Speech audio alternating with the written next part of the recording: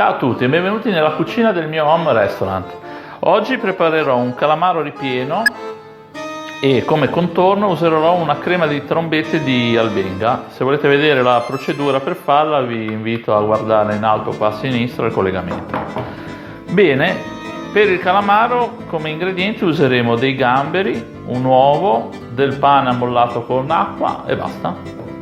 Per prima cosa incomincio a prendermi i tentacoli, li farò a spezzatino e li andrò a ripassare in padella, questo sempre per dare gusto al ripieno del calamaro.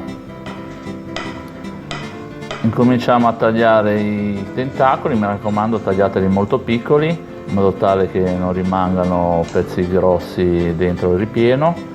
Li mettiamo in una ciotolina, li condiamo con olio extravergine d'oliva a taggiasco, un po' di sale, un po' di pepe e diamo una bella girata e li lasciamo marinare. Una volta pronta una padella bella calda mettiamo i calamari a scottare, 3-4 minuti di cottura e i nostri calamari sono pronti.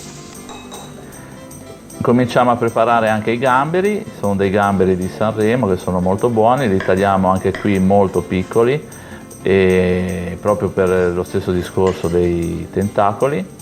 Li andiamo a condire anche in questo caso con l'olio extravergine di oliva, del sale, del pepe e lasciamo marinare anche loro. Ci prepariamo il ripieno partendo dal pane che avevamo lasciato a mollo nel latte, strizzatelo molto bene. Ci mettiamo un po' d'uovo, in questo caso non tantissimo perché essendo un calamaro ce ne va proprio poco. Continuiamo con i tentacoli che avevamo fatto ripassare, si sono raffreddati, e i gamberi. E incominciamo a mescolare, mi raccomando mescolate molto bene per dare un'omogeneità al ripieno.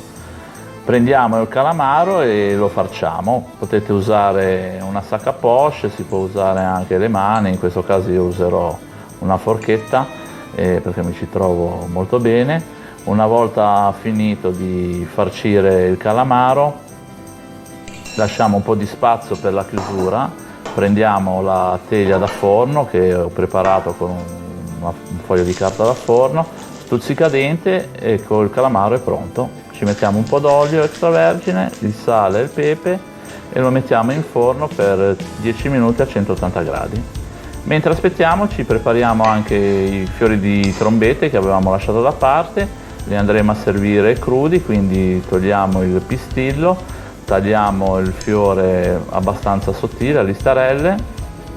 Una volta finito anche qui li condiamo con il nostro olio di oliva extravergine taggiasco, un po' di sale e un po' di pepe. Si incomincia a impiattare, come vedete il calamaro è bello cotto, togliamo lo stuzzicadente e mettiamo la nostra crema di trombette che avevamo preparato, i fiori di trombette e un po' di limone e il piatto è pronto. Adesso vi faccio vedere come si presenta all'interno. Bene, il piatto è finito. Come avete visto la preparazione non è molto complicata, anzi direi che è abbastanza semplice. Il piatto alla fine si presenta così, devo dire che è molto bello e anche molto buono. Vi aspetto per i prossimi video, vi ringrazio e vi saluto. Ciao da Andrea.